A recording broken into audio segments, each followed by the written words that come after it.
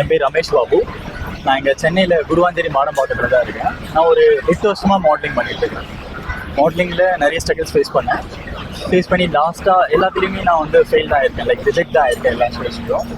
லாஸ்ட்டாக பார்த்தீங்கன்னா iconic mister India, iconic production mister இந்தியாவில் மிஸ்டர் இந்தியான்ற காம்படிஷன் வச்சாங்க.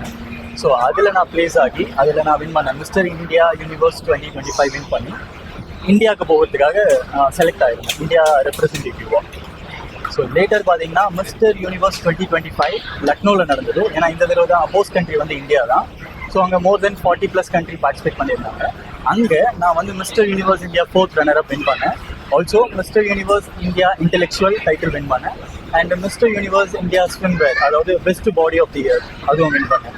இது வரைக்கும் யாரும் இன்டர்நேஷ்னல் லெவலில் 3 டைட்டில் வின் பண்ணது கிடையாது. ஃபர்ஸ்ட் டைமாக வின் பண்ணியிருக்கேன். நான் ரொம்ப பெருமைப்படுறேன். பட் இதெல்லாம் சக்ஸஸ்ன்னு நான் அந்தளவுக்கு நான் ஃபீல் பண்ண மாட்டேன். எது சக்ஸஸ்னால், இங்கே நான் இப்போது என் அம்மா பக்கத்தில் உட்காந்துருக்கிறது தான் சக்ஸஸ் என்ற பொறுத்து இருக்கும். ஏன் அப்படின்னா, ஒரு 25 வருஷத்துக்கு முன்னாடி என் அம்மா, அப்போ வந்து நான் வெறும் 2 வயசு தான் அப்போ எனக்கு. ஸோ என் அம்மாவோட ஹஸ்பண்ட் அவங்கள வீட்டை போயிட்டாங்க, அதாவது என் அப்பா.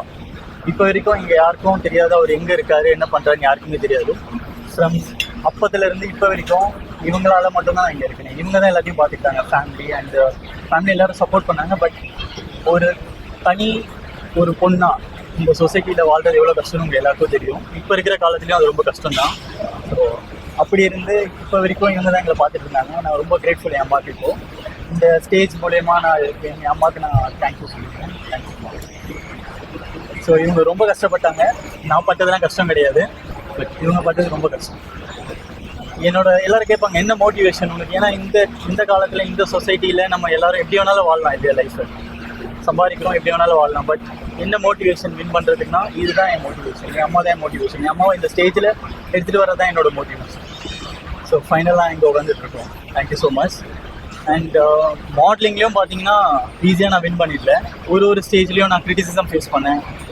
லைக் ஏன்னா நம்ம வந்து சவுத் இண்டியன், நேச்சுரலாகவே நம்ம டோன்லேயும் சரி, நம்ம பார்க்கவும் ரொம்ப ஹைட்டாக ரொம்ப இதுவாக இருக்க மாட்டோம். நேச்சர் நம்மளுக்கு ரொம்ப சப்போர்ட் பண்ணியிருக்காது.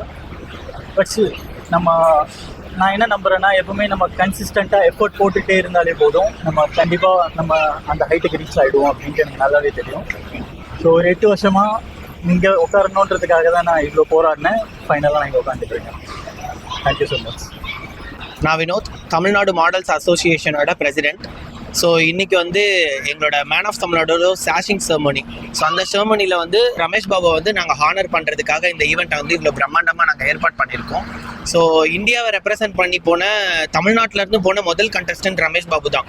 இந்தியாவை ரெப்ரசென்ட் பண்ணி மிஸ்டர் யூனிவர்ஸ்க்கு வந்து பார்த்திங்கன்னா நார்த் இந்தியன் சைட்டில் தான் போவாங்க. ஸோ திஸ் டைம் தமிழ்நாட்டிலேருந்து வந்து முதல் டைம் நம்ம இந்தியாவை ரெப்ரசென்ட் பண்ணி ஒருத்தர் மிஸ்டர் யூனிவர்ஸ் வரைக்கும் போயிருக்காங்க. அரௌண்ட் ஒரு 8 இயர்ஸாக வந்து ரமேஷ் பாபுவை வந்து நாங்கள் ஃபேஷன் இண்டஸ்ட்ரியில் பார்க்குறோம். So is a very hard working person. ஒரு பர்சன் வந்து எவ்வளோ கீழேருந்து எவ்வளோ மேலே வரைக்கும் தன்னை க்ரூம் பண்ணிக்க முடியும், எந்த அளவுக்கு ஃபிட்னஸில் டெவலப் பண்ணிக்க முடியும். 8 இயர்ஸாக ஹி ஹேஸ் 6 பேக்ஸ் வச்சுருக்காங்க. ஸோ 8 இயர்ஸாக ஃபிட்னஸில் இருந்து அந்த 6 பேக்ஸை குறையாமல் அதை அப்படியே மெயின்டைன் பண்ணி வர்றதுலாம் ரொம்ப பெரிய விஷயம். பெரிய ஆக்டர்ஸாலேயே அது முடியாது. ஸோ அந்த விஷயத்தில் வந்து ரமேஷ் பாபு வந்து நாங்களும் எங்கள் சங்கமும் வந்து அவரை ரொம்பவே அப்ரிஷியேட் பண்ணுறோம். அண்ட் இதுக்கு வந்து துணையாக இருந்தது வந்து பார்த்திங்கன்னா ஐகானிக் என்டர்டைன்மெண்ட்னு சொல்லிட்டு மும்பையில் இருக்கிற ஒரு ஆர்கனைசேஷன் வந்து நம்ம தமிழ்நாடு பீப்புளுக்கு வந்து நிறைய சப்போர்ட் பண்ணுறாங்க. ஸோ அவங்களோட சப்போர்ட்டில் நாங்கள் மேன் ஆஃப் தமிழ்நாடு என்ற ஈவெண்ட்டை நடத்துகிறோம்.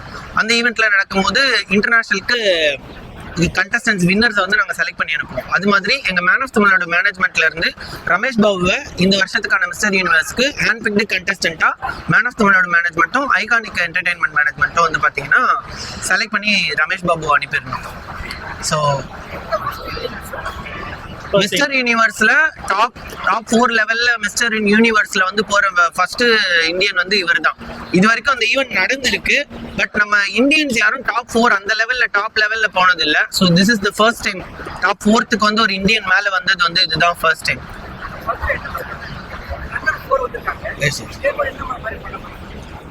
எனக்கு வந்து ஆக்டிங்ல இன்ட்ரெஸ்ட் இருக்குது. ஆல்ரெடி நான் ஒரு மூவி பண்ணிட்டு இருக்கேன். ஸோ மூவிஸ் நான் ப்ரொசீட் பண்ணலாம் அப்படின்ட்டு இருக்கேன்.